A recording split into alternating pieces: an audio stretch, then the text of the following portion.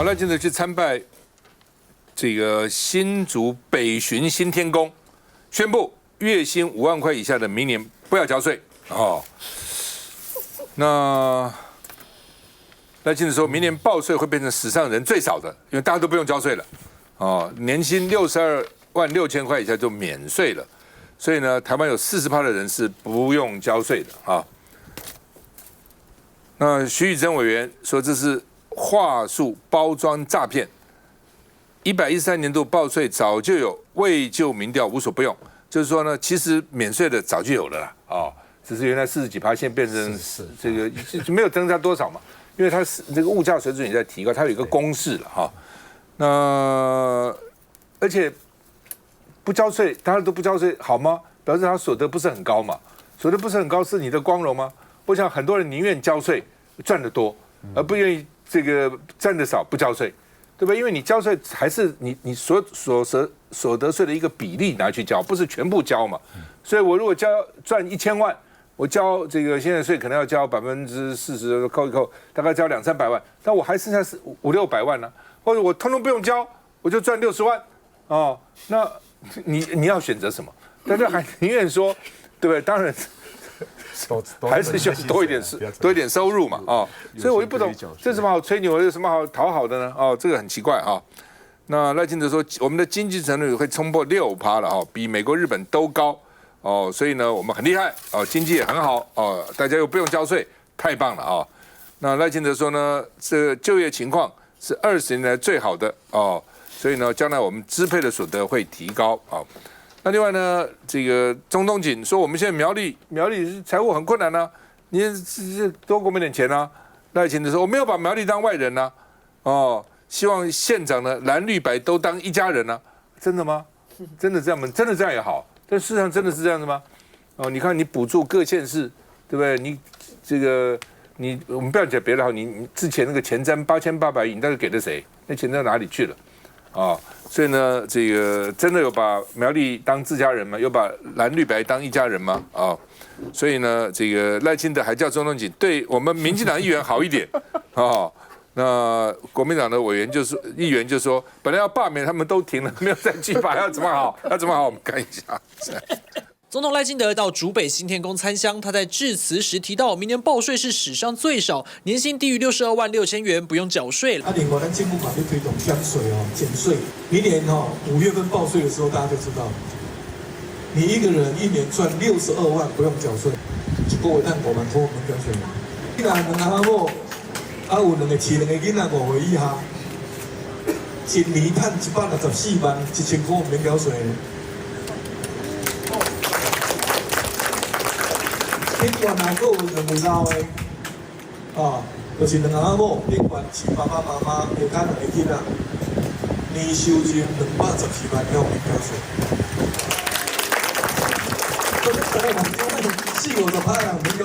总统表示，税收负担将由前1%高收入族群承担，明年将是国人赋税最轻的一年。若是夫妻育有2名5岁以下子女，家庭收入164万1000元免税，若再加上抚养2名长辈，门槛更可以拉到212万元。来佩祥，我真的不知道该如何说起，你知道吗？你要缴税，应该是这样讲，数字很容易被理解，可是数字严格讲起来也很容易让人家误解。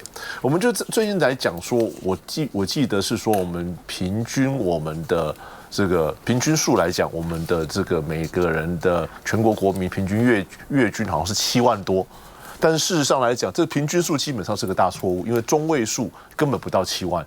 甚至是像我们刚刚在节目之前在跟风信姐在聊，就说今年他说62万以下免税，但是尴尬的是我们的通货膨胀非常的可怕，所以导致说我们62万以下免税，这个不是你执政的好，这是因为通膨，这是因为俄乌战争加上美国关税战，所以导致说现在我们台湾已经正式变成所谓的 V 型社会，也就是有钱的很有钱，没钱的很没钱。而且如果你说就业率会是20年来最好，那我很期待说，我想问一下我们劳动部部长，那我们现在因为因为那个对美关税战，我们的无薪假人数到底多少？我们要给我们正确的人数，让我们才知道说未来我们现在遇到失业率到底有多高。所以我们现在一直看到赖清德一直用很奇怪的话术，一直在讲很奇怪的 number， 很奇怪的数字。可是事实上来讲，这不能代表是说我们台湾现在经济正在好转。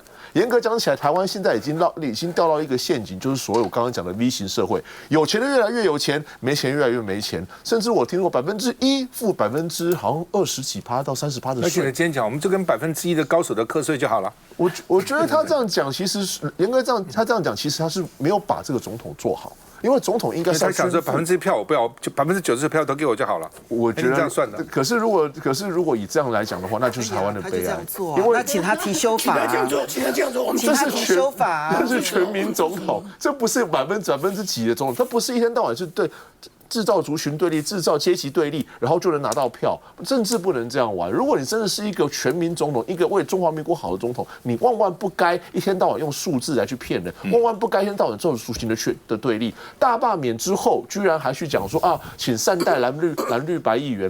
老实说，我觉得这样的讲法，其实我认为是大罢免、大破功之后，现在我们看到大预算、大克扣。因为我们现在所知道，全国县市政府、全国地方政府的预算至少砍，不管是一般性补助款还是这个计划性补助款，加起来都砍了差不多60%以上。这个就是他未来要做穷地方，然后极力去夺权夺钱的方式。雷震。听到这个赖清德总统他说，我们台湾的经济成长超好，就业情况最好，史上呢缴税最少，我真的是背脊发凉。因为之前赖清德总统也讲过，台美关系史上最好，结果呢关税就来了，台积电就去了美国了。所以你看到赖清德总统呢，现在不断的宣布很多的民生利多哈，仿佛这是这个大撒币，但是呢，根本是台湾最大的诈骗集团，而且还是官方的。怎么说呢？他前阵子有一个政策叫做你生一胎呢要补助10万块，大家以为说我是在原本的基础上面我就多领10万块，结果不是因为我们的劳保本身就有所谓的生育补助，所以如果一般民众呢，其实你大概平均生育补助，你生一胎就可以领大概7万多块。那现在呢，政府不是平白无故的给你10万，他是说我差额补到10万，所以变成说中央政府只要补你2万多块。那如果你的投保集聚呢是最高的劳保的话，你的生育补助就已经高达9万多块。中央政府、民进党政府只补你几千多块啦。所以我以新北市政府为例啊，侯友宜市长就很阿萨里，就说我们今年还加码，我们第一胎就给4万，所以我们新北市政府那新北市民还本来说我们可以领7万加10万再加4万等于21万，没有。现在赖清德最大诈骗集团缩水，我们只能大概领14万那再来讲到这个年薪62.2万以下单身族免税。后面很多条件都没讲你要在外租房子你这个每年18万，你交给房东的要超过18万，房东还要愿意让你报税你才可以免税。所以这么多的话都没有讲，这不是诈骗集团，什么才是诈骗集团啊？我这边提一点因为所得税制其实我从民国77年的时候，我就开始跑财政部的新闻。那时候所得税税制的大翻修，其实所有的相关税制我其实再熟悉也不过了。其实之前赖清德在接受自由时报专访的时候就提了这件事情，说是他的政绩。我那时候就笑了，我就说你怎么会那么蠢，把这件事情当政绩？好，那大家其实很明白的就看一下，请问一下，去年有所得税法的任何大幅度的修正吗？没有。如果没有所得税法的修正，请问一下，所得税有很多人不需要缴税，那是好还是不好呢？我要告诉各位，他为什么有那么多人不用缴税？第一就是呢，薪水不但没有增加，反而减少，所以呢，他就不用缴税了，这是一种。另外一种就是我们知道报所得税的时候有很多的免税额、扣除额，然后有各式各样的这一些标准扣除额、列举扣除额，然后各式各样的这一些特别扣除额，这一些免税额、扣除额，它都是跟物价联动。而且它是落后联动你必须要主计总处这边累计的通货膨胀，比如说超过3%、超过5%，那你的课税集聚还有你的免税额就会向上拉升这样子所以呢，这个时候呢，如果你的所得不变，可是因为通膨的关系，所以免税额提高的话，理论上你就可以变成不用缴税。可是那很悲哀耶。那就意味着你的所得跟不上物价的上涨，尤其是这一个免税额的往上调，它是落后于物价上涨。你要累计到了3%，累计到了5%，然后我才会跟着调高免税额扣除额。这套制度我非常熟悉，就是那个物价联动这件事情，民国78年、79年修正的时候，我人在跑财政部，我在报上建议这么做的好不好？所以我印象太深刻了。所以，那既然你是所得跟不上物价，或者有些人甚至是所得减少，所以不用缴税，你怎么会把它当政绩呢？就是你把人民的苦难当作你的政绩，这就是莱尔校长最可笑的地方。凤仙讲得非常好，但是我要提一个东西哈，这个自从大罢免失败之后，我知道民进党内部有不少的立委就说了，就是1万块的原因，所以呢，开始他发现说现在国民党推的民生法案都叫做红包法案，所以他们也要开始进行红包法案，就是开始送钱了，所以才有一个说生育补助10万块，其实这个都是假的哦。我公开呼吁了，就比较兆丰金控就好了。我记得没错，第一胎12万，我就建议他们董事长、总经理，第2胎50万，第3胎100万，你看有没有人要生？我们那个少子化了，中央政府总预算了，每年1200亿啊，1200亿，到现在为止，这个来讲效果都不好。最后我还提一个东西，我们现在根据我所查到的资料是，我们的平均薪资是4万9，中位数3万8，好，所以来讲的话，老实讲，平均数你讲4万9是4万9，那他真的要课富人税，我给他鼓掌，因为过去所得税的时候，我记得是郭台铭讲的吧。他说：“你干脆来课富人税啊！”后来他当然丢回去了，然后就课富人税，富人抽多一点嘛。既然他那么有钱，他鼓励，我不是说他了，有些富人的鼓励，现金鼓励就几10亿耶，你给他课一点吧。赖清德这个非常严重，他是把人民的苦痛的痛，竟然去拿去当政绩，他不只是蒙骗大众、鱼目混珠哦，他基本观念都是完全错的。我先给大家一个数目字哈，数据大家看一下，2023年就前年的时候，我们综合所得税有多少户报？688万户，其中有44%是不用缴的，本来就有44%啦，这是第一个概念。第二个，为什么现在出现62.6万的时候，你是免税的，因为它里面很多扣除额啊，扣除额跟免税额就是依照你的物价在涨嘛，在联动嘛。因为这几年通膨太严重，物价在涨，所以你的免税额才增加。你像现在免税额是多少？9万7千块钱，标准扣除额13万1千块，薪资扣除额21万8，还有你要特别去租房子哦，租房子18万哦。你这些加一加，就是因为物价太高了，你的这个房价太高了，所以才导致免税嘛。这个是政府要去解决问题，是人民的痛。结果我们的赖清德莱尔校长就要把它当政绩一样嘛。他刚讲的也是很大谎话，他说叫你生育补助1胎去拿10万块钱，你本来劳保你就有钱可以拿，那你有7万多，你要讲的是说顶多补2万多块，结果不是他可以讲10万。所以大家不要以为说赶快生一生要去拿10万，拿不到，不要被莱尔校长骗了哈。就是说，这些收入不是很高的人能够不交税，当然是好了。但是更重要的是，要创造财富，让大家所得更高，那才是政府要做的事情嘛。休息一下再回来。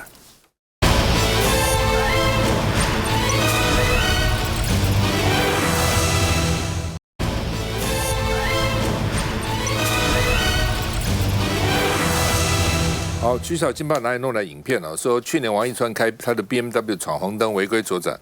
被拍到啊，那在某一天就什么时候那另外呢，这个因为王一川在华航的贵宾室，那巧芯就问他说，我们要不要怎样，要不要拍照啊等等之类的所以王一川现在要华航检讨，说呢为什么我在贵宾室会被人家要求合照而且呢徐巧芯呢这个骚扰旅客所以呢，以后应该禁徐小新这样的人进入，不可以进来。进来的话你就骚扰我，不可以所以呢，他说呢，我未来一般旅客进去贵宾室，是不是也会受到骚扰？你要搞清楚啊，为什么我连立委都受到骚扰呢？一般旅客会不会受到骚扰呢？那另外呢，这个他点名黄国昌、徐小新说呢，王一川说抓到偷拍他的人了，是台湾政治史上的丑闻说因为呢，说这个有个叫做凯斯国际公司那这个公司过去投资《民报》然后呢，这个法人代表叫张晋元，跟黄国昌是好朋友，所以他们两个共同创立了公益揭弊吹哨者保护协会，然后呢，追踪政敌取得资讯，所以是一个政治丑闻，他们拍我了哦。那另外呢，这个王一川说，光检调查出他被跟监就长达9天，因为他去报案，所以检调说有人有4个人跟着他们哦，说搞了9天哦。然后呢，跟监的凯斯国际曾经是求真民调跟民报的最大股东，所以王一川说这些人都是这个政治侦防我了。那黄国昌说这个王羲之要秀下限到什么地步？哦，这个王一川被黄国昌讲叫做王羲之哈，大家不觉得很可笑吗？哦，那另外呢，这个徐巧芯说呢，这个他们搞假议题有4个步骤，所以他呛王一川不要耳背好不好？他说巧芯说。我今天看了王一川的记者会，我看了满头雾水，我不认识那间公司以及他今天所说的人。哦，照片是民众提供检举的，他在华航贵宾室的要求，随便他怎么要求，看看华航要不要接受。我们看一下。9月初，国民党立委徐巧芯在机场贵宾室巧遇绿营立委王一川，只是当时这突袭动作惹得王一川很不悦，他事后更向航空公司投诉。贵宾室不会是公开场合。华航贵宾室也规定不可以骚扰其他的客人。这言下之意是一般民众碰到他也不能打招呼吗？如果你来问说我会跟你拍照，我会很大方的说可以。当你没有问，你就拿着机器直接拍，直接录，然后问说我可不可以跟你拍照，我已经拒绝他了，他还直接 po 上网。而王一川不满徐巧芯的还有这件事。11号下午1点多，这辆白色的 BMW 经过北市九泉街路口红灯，继续直冲。去年6月，徐巧芯爆料有民众直击王一川连闯2红灯，当时王一川认为自己被跟踪，愤而报警。1年多后，检方不起诉，理由是因为当时跟踪他的人声称是媒体受雇于凯斯国际公司。不过王一川说，跟徐巧芯当时说法不一样，因为徐巧芯在揭露的时候说是民众投诉，有媒体自己抓到了新闻，拍到了照片，不报道，用民众的名义丢给徐巧芯，这到底是什么逻辑？对此，徐巧芯仍强调画面是民众提供，但王一川更指控凯斯这间公司的代表人曾任求真民调董事长。另外，凯斯还曾指派张敬源担任民报董事长，而这张敬源就是创办公益揭弊暨吹哨者保护协会的人。黄国昌还担任该协会的理事长。黄国昌有没有跟凯斯国际相关的人员有相关的联系讨论？人称王羲之的人讲出这种话，大家不会觉得很可笑吗？王一川指控的阴谋论，黄国昌不认。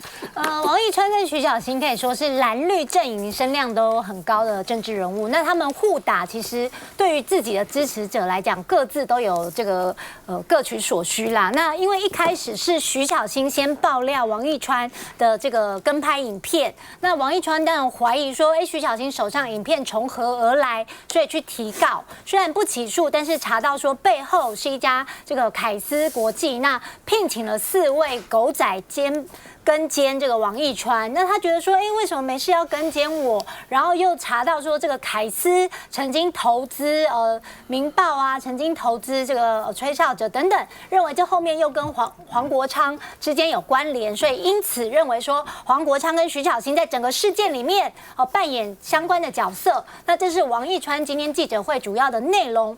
那当然，对于公众人物来讲，你说被跟拍或者是被要求合照等等这些，其实大家都司空见惯，只是你如何去使用，可能对于王一川来讲，他觉得在贵宾室被徐巧芯用这样子录影取笑的方式去揭露，他觉得非常不能接受。那当然他有他自己的权益跟要求，后续就要看华航怎么处理了。好吧，这个徐巧芯讲的这个假议题4步骤什么意思呢？第一个，先设定一个假议题，然后呢制造梗图，然后当事人就会澄清。然后呢，用他的澄清再骂他这个是王一川在电视上公开说的，所以徐巧芯就说他的4个梗图嘛，这是王一川的，对啊，所以意思就是说呢，你不要耳背好不好？来，这个季凯，我谈到王羲之，我印象中他之前不是用电信去监控大家吗？大家有没有印象？ 517国会，对啊，我们小草在办活动啊，然后他还讲说，哪些小草，他说他们有经过他的这个监控，他那时候是民进党中央政策会的这个政策会的这个执行长嘛，秘书长最大再下来就是他的，然后他是说他透过这个电信去统计，然后我们小草这些人啊，跟他们的青鸟在立法院前面的完全不一样，所以那时间不是大家追了很久吗？大家在讲他有一个电信监控大家的前科的这事情到现在没有了，他怎么出来去指控别人呢？这是第一个点，赶快北检把这个案子好好办好不好？你办柯文哲啊，办国民党那个党工办的那么大力，对不对？大收手大收押，王羲之这个案子到现在监控的案子还没有办哦，这是第一个我先提醒了。第二个，王羲之真的，刚刚他在讲的，小新在骂他，这是什么？这是王羲之自己在电视上讲的造假的4个步骤。他说先丢一个造假的议题出来，然后你不管是卢秀燕啊谁提出来一个澄清之后，继续再去追打4个步骤。一个这样的人讲话有公信力吗？更重要的啊，大家去监控他干什么啊？大家去监控他干什么？你说巧芯或者黄国昌，今天我们一早我们到高雄那个兴达电厂去访问，记者在问这一题，黄国昌说什么？哇，这个王一川要秀下限到什么程度？我就补了一句话啊，他什么？他所谓的监控是怎么样？有国家机器吗？还是现在赖清德这个执政之下，很多人都是会被监控的吗？包括你自己的事情讲不清楚，你怎么会把朋友都兜在一起？他讲说是什么黄国昌的朋友他。那我跟是永凤，我跟凤馨对啊，凤馨我们2个这么好，我们任何一个人做错事情就牵扯到另外一个人去吗？有这样子吗？就像我们凤馨这么优秀的记者，你也不能推论说张启凯就优秀，对，是不是这样子？乱推论一通啦。这王羲之真的，而且我提一个很重要的话，民进党现在有这个倾向啊，老是讲说被监控了啦，什么被偷拍的，之前有一个人嘛，沈伯洋说什么？他住家的对面有那个机车，那个明明就是行车记录器啊！他去报案，警察都跟他讲那行车记录器，他还是说警察怎么吃案，对不对？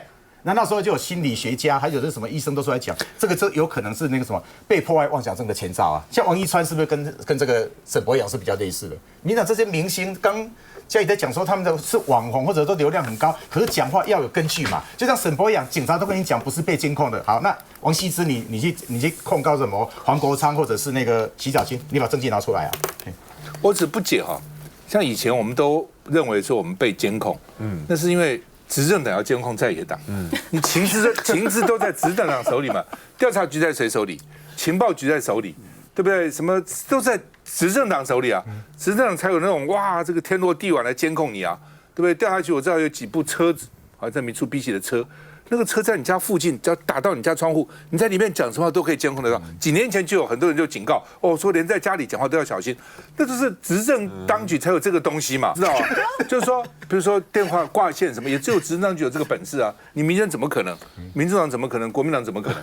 那怎么搞了半天变成他们执政党的大委员说怕人家监控他，这有点倒过来，我觉得很奇怪啊，对不对？在野党还没有讲其实在野党才应该紧张，执政党王一川什么说我被监控了，现在有这种事情，我从来没有听过这种事情啊。休息一下再回来。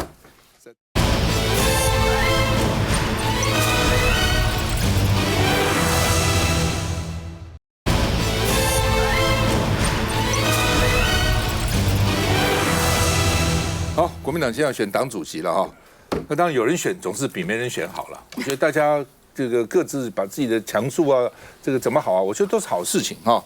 那因为卢秀燕啊，本来是说要卢秀燕，很多人希望她出来选，但她有她的顾虑，认为她要固守大台中哦。卢秀燕她有她的讲法啊，她也跟我讨论过，她说呢，因为每次呢北部可能是蓝云票比较多，南部可能绿营票比较多，谁拿中部谁就拿到天下了，好像也是这样。那所以呢，他固守大台中，不要让台中觉得他呢，因为任期还没满嘛，就当党主席，党主席又在党部又在台北啊，所以他认为他要这个承诺对台中选民的这个承诺，要固守大台中哦。那所以呢，卢秀燕不选，现在就其他人就群雄并起了啊。那所以呢，这个现在大家其实昨天3个人都在台中，罗志祥也在台中，郑立伟在台中。那郝龙斌去台中跟卢秀燕合体吃小吃了啊，我觉得还不错，他们昨天还蛮自然的表现呢，其实都蛮好的哈。那卢秀燕说希望因为他前天去拜访韩国瑜，昨天拜访卢秀燕，今天又跟胡志强合体哈，他希望他们在党务上给他协助跟支持，因为这些人都蛮有行政经验的嘛哈。那因为你选个党主席不是跟立委一样，不是单打独斗的啊，不是每天去骂就好的，还是要有行政经验，还是要稳住这个党，哦，是蛮重要的哈。那胡志强哦，今天这个力挺郝龙斌选党魁哈，说中部会是他得票的大本营哦，所以我们看到胡志强、郝龙斌哈。那胡志强呢，这个他今天是不是从台中来啊？他是从新加坡来的，他最近才到新加坡去访问啊。那所以郝龙斌说呢，这个如果2024年蓝白如果合，哦，就不会被民进党抄家，就因为不合才被民进党抄家。他相信民进党会后悔了啊。意思就是说，如果合作，也许今天这个柯文哲至少是副总统啦，对不对？然后行政院副院长很多重要部会也都是啦，他怎么被人家压这么久哦？那另外呢？郝龙斌说，2028年会协调卢秀燕跟有志者来出现，因为现在你党主也不能说我一定要是谁嘛，党里面还是有个机制嘛，哈。不过卢秀燕现在看起来呼声最高嘛。那韩国瑜说会当成党主席的顾问，韩国瑜是不能选的。大家会讲说，那王金平为什么能选？因为立法院修改了他的这个组织法以后，立法院长不能够选党主席，哦，必须要超越。党派这个不能够有这个加入政党的运作，所以王金平时候可以选党主席，韩国瑜是不行的，这个法律。那你说为了自己把法律修改，也不是很好看嘛，所以韩国瑜就当顾问。如果郝龙斌当选，要请韩国瑜当顾问啊，而且不止了，他是说呢，包括蒋万安、侯友宜、张善政、卢秀燕，就是蓝营的6都首长都来担任顾问哈。那另外呢，这个因为朱立伦说搞一个莱尔校长，而听说朱立伦顾问只花10万块啊。真的啊，只花10万块就搞得哇，这个所以东西宣传不一定要你有很多财产不见得有用哈，所以呢，郝龙斌说呢，这是公共财，一定要把这些年轻人啊，这有创意的人留下来了哈。那郑丽文哦，昨天也忙碌哦，他拜访严清标在台中也是这个大咖啊，地方实力很强的，而且郑丽文要成立黄埔后援会，大台中黄埔后援会，显然将来不止大台中哦，可能大台北、大台中、大高雄、大台南都会成立黄埔后援会哦。那召集人说，原来呢，这个没有想到来那么多，哇，一下比原来预期的多了3倍，哦，好像变成造势大会啊，就表示他这个黄埔军系的人对郑丽文蛮支持的哈。那另外呢，郝龙斌、罗志强都抢了跟这个卢秀燕合照，郑丽文说，卢秀燕是鼓励每个人无可厚非，也鼓励过他啊。那另外呢，这个郑丽文说，国民党党魁选举不应该听人头大户的指挥了。那郝龙斌说，不要给党贴标签了，什么人头大户不人头大户，反正大家各自去努力吧。我们看一下。找来前台中市长胡志强、江启臣岳父刘盛良站台，国民党主席候选人郝龙斌持续打大咖牌，继续把党魁战场拉在台中市立外，更前来拜会全国公教军警消总会。是我的手足之交郝龙斌的重要事情，我如果缺席，就太没诚意了。不只是从台中来，我从新加坡赶回来。但不止胡志强小迟到，刘盛良也迟到了50分钟。会场桌上原先摆放的朱立伦牌子也临时撤下。不过前一天郝龙斌抢先跟卢秀燕合体，另外几位候选人也纷纷发声。像是罗志强就透露，原先22号要跟卢市长会面，但因为台风先行暂缓。不过他也在台中举办卢妈3子政见会。卢市长跟我在立法院的时候就是好同事、好姐妹，市长也已经公开表达对我的鼓励。加油！3位候选人昨天都在台中，我在台中成立了我的大台中黄埔后援会。蓝营党魁之争决战摇摆州，而郑丽文也喊出了希望国民党不要沦为第2个民进党被人头党员占据，并建议中央党部在全台举办政见说明会，也喊话党员不要听从人头大户的指挥。党员自主性非常高，所以我觉得在这次选举中间还是一样，不要为了选举党一些不必要的标签，更重要，不要给我们党员同志标签。郝龙斌这话说得很呛，而连胜文也强调，党中央会办政见说明会。如今随着选举起跑，候选人们先礼后兵。凤馨。其实每一位其实他都有他各自的优缺点，我们也必须公允的说，现在没有一个可以说他在每一个方面面面俱到的这个候选人，否则的话呢，也不会竞争这么激烈。那我想这里面你这样历数下来的话，张亚中一直在喊理念，可是你要知道他自己认真的自己参与过一次选举，其实都没有啊。那罗智强最大的问题其实就是定不下心来，他一下在台北选，一下在高雄选，然后一下子呢又回到了台北选，一下子又到了桃园选，然后现在又回到台北选。那他自己呢又是立法委员的这个身份呢，其实对于他在执行党主席的任务上面，确实有他的优缺点在那个地方。那郑丽文其实也有他不够稳定的地方，那就是呢，他之前其实以无党籍的身份在高雄市选举啊，可是呢那次落选了，其实他的票很高。那么，可是呢，那个时候呢，因为配票的一些关系，那么这个不小心，其实他算是这个滑铁卢，可是就没有留在高雄市。然后接着呢，到台中市去选，可是呢，在台中市其实他选的也很漂亮，但也没有继续留在台中市。其实我会觉得，没有自己的地盘的耕耘，其实是可惜的一件事情。那郝龙斌，当然大家都知道说他年纪大，然后郝龙斌的这个最大的问题，其实就在于说他其实并不是一个有领导人魅力的人。虽然担任过台北市市长，可是后来他到基隆市，其实也是铩羽而归。所以我认真的说，每一个人其实都有他的缺点，都有他不足的地方。那么，所以现在每一个人都需要在当选了之后，需要别人来拉抬，然后一起来旁衬着整个国民党，把整个轿子给拉高。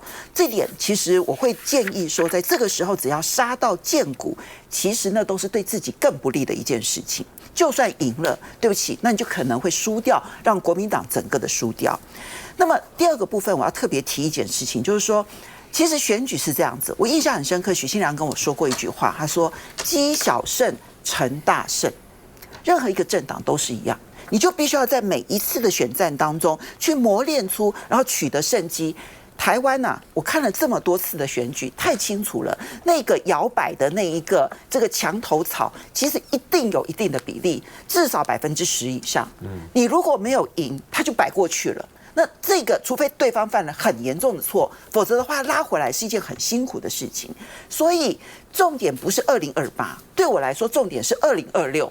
这2026还不只是县市长，更重要的是如何让各地的县市议员他都能够选得好、选得漂亮，而且他是国民党跟民众党一起把饼做大的那种选得漂亮，这才叫做积小胜，然后才有机会去挑战2028年的大胜。大家谈的都是2028年，可是请问一下，明年操盘到底它的制胜点是什么？最后，我想要提一下人头党员的事情哦。我觉得批评国民党有人头党员的人，其实真的不了解国民党，因为民进党的人头党员呢，我去问了很多的民进党的这个朋友，民进党的人头党员是怎么样？人头党员大户，党政都在他手上，这一点我相信嘉瑜这边不能否认吧？就是我们都很清楚，民进党里头人头党员大户，党政在他手上。所以要投票的时候，我才带着党政跟你的人，然后告诉你要投票给谁。可是国民党不一样哦，国民党号称叫做人头党员大户是什么意思？就是呢，你不想缴党费，可是你其实也是挺我的，对不对？好，我帮你缴党费。可是呢，党政在谁手里？每一个党员手里头。然后呢，每一个党员啊，其实我问过很多党员，很好玩。他们其实甚至有问过很多那种地方上面非常重要的人士，他们都说对于这些人来讲，他投我一次，那么他跟我就2清了，就不欠我了。所以我帮他缴党费，他就负责支持我这一次就好了。那可是呢，如果有其他的，比如说选党主席，那对不起，他不会听我的。这就是国民党很特有的一些自主性的一个文化，他可以因为支持我，让我帮他缴党费，可是党政不会在我手里头。然后呢，他的下一次的投票行为就跟我无关了。县市长，也许如果这里面他是为了他自己的县市议员提名的话，那县市长的部分他就不见得听我的，那更不要讲总统，他也不会听我的。如果我是为了立委，那对不起，县市议员跟县市长他都不会听我的。这就是国民党内非常特殊的一种文化。那了解这些文化的话，那我必须要提醒两边，就是说，用这种方式来批评国民党，我觉得是不了解国民党，也对国民党是不利的。但是从另外一个角度来讲，只拜访大咖是没有用的，因为大咖的影响力是非常有限的。我能补一下，我要提一下哦，郝龙斌，我是支持郝龙斌，我这么讲，他的起手是讲3大无，不了3不了，不舔共，不跪美，不媚日，其实讲得非常好啊。我是建议郝龙斌可以把这3个好好的去打一点广告。我们现在有多少人会想说你中国国民党是不是都要舔共，去那里赚钱赚红钱？你再这样子贴你的标签，郝龙斌做到了，我不舔共，不跪美。我们多少人批评我们对美国就是跪着嘛，跪着谈关税，跪着谈什么？跪着谈一切。再来不灭日，他提的西尔斯讲非常好。然后他去登记的时候，我陪他去，他讲了50，所以他要成立顾问委员会，把那些南京现在的明星人物，包括韩国瑜、卢秀燕、张善政、蒋万安都纳进来。我觉得这个就集体决策，他等于把他的权力放出去，当然看他以后怎么运作了啊。我觉得像这起手式啊，其实做得很好啊。大咖，我某种程度也同意凤馨讲的，不能够只拜访大咖，不能够，他还要下去到再下去，还要继续拜访。我觉得最近的势头，我的感觉是他的势头是一直往上的，一直往上的。所以刚开始的时候，他是最晚决定的嘛。郑丽文也好，罗志强也好，他们声势都可以造人大，他们声势造人大。但是我觉得郝龙斌他如果在这一部分再补的话，他声势一样可以一直起来。谢谢姚教回来。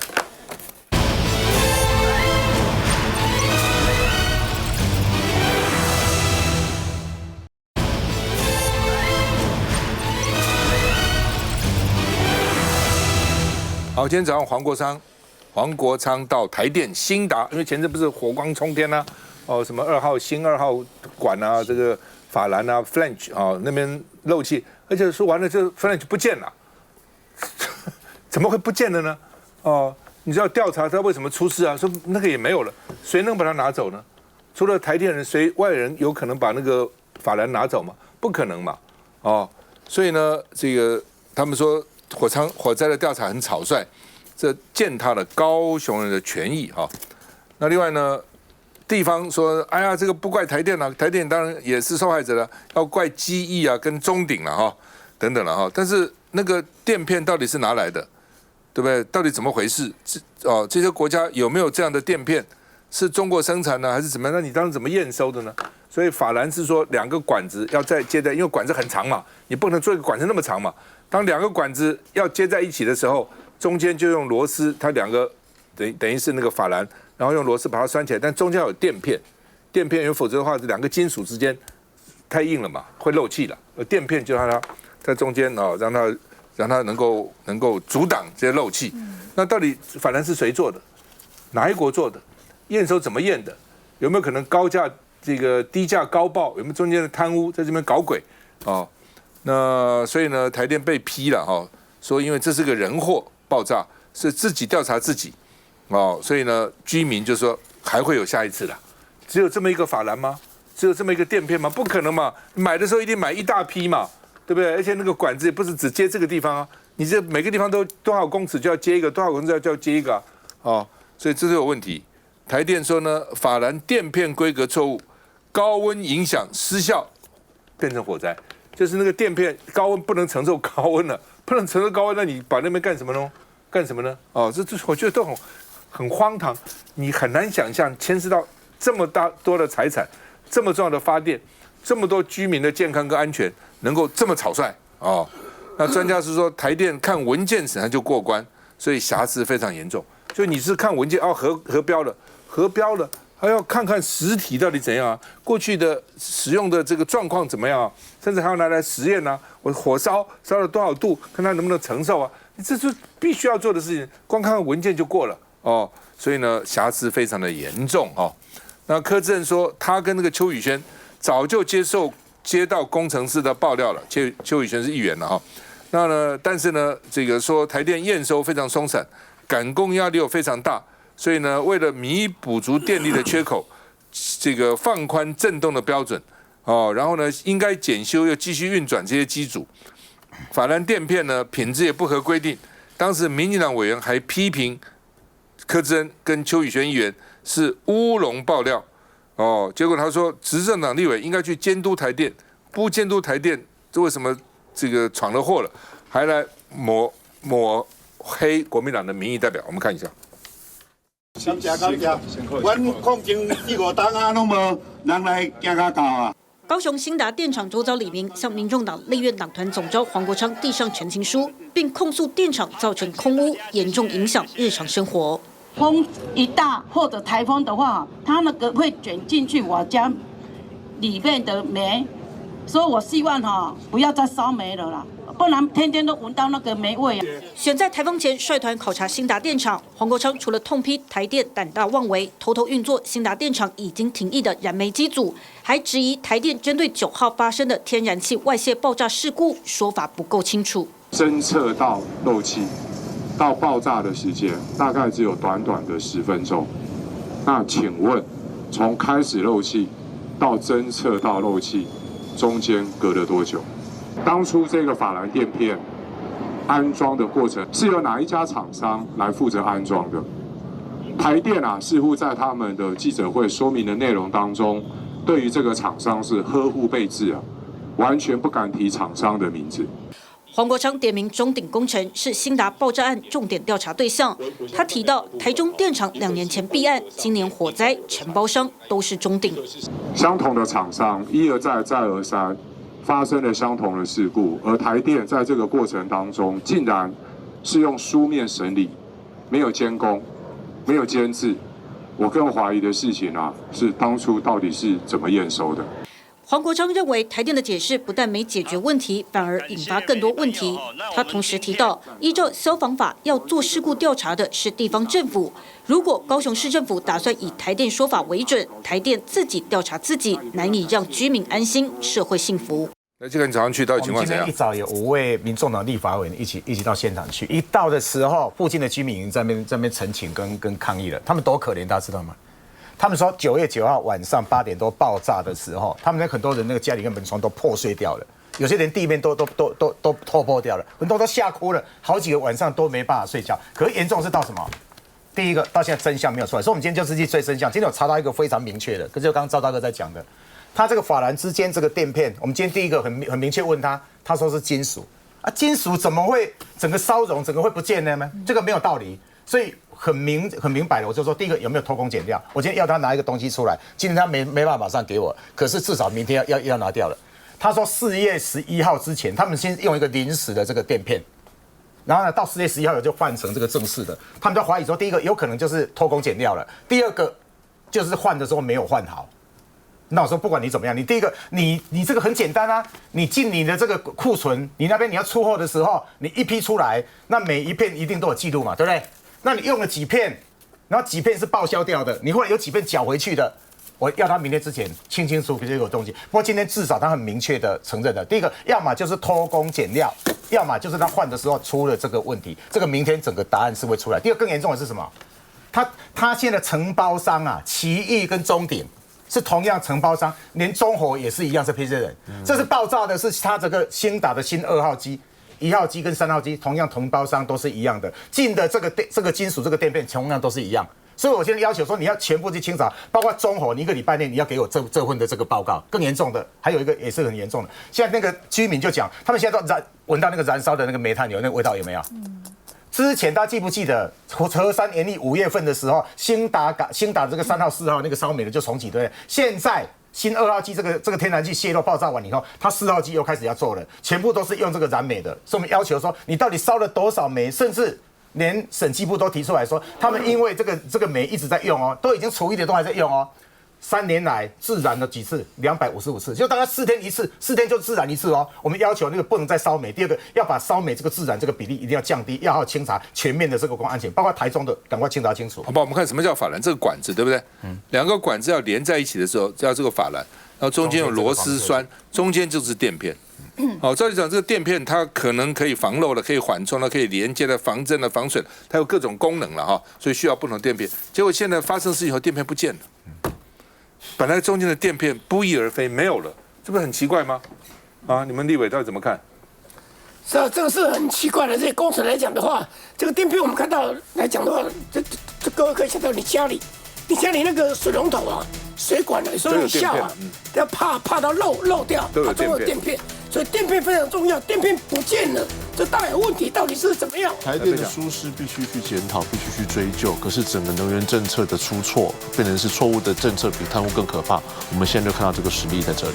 台中的这个天然气的这个新发电厂，其实它的所有的规格都跟新达的1号机、新1号机跟新2号机都是一样的。台中环保局在新达爆炸了之后呢，然后就立刻去抽查整个的这个台中中火的一个运作，发现他们边赶工边试车。那么台电现在说